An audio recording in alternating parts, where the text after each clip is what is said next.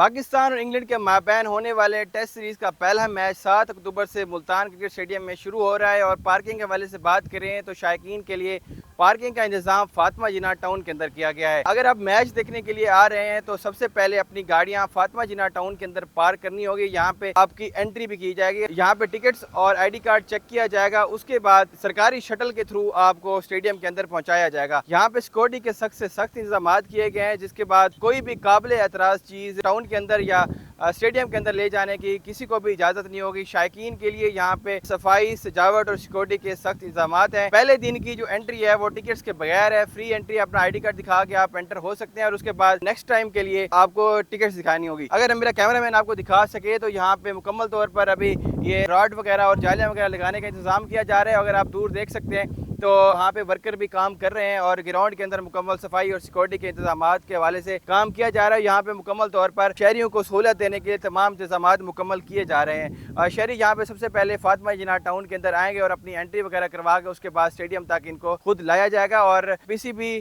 شائقین کو ایک اچھا ماحول فراہم کرنے کے لیے اپنے انتظامات مکمل کر رہی ہے۔ جی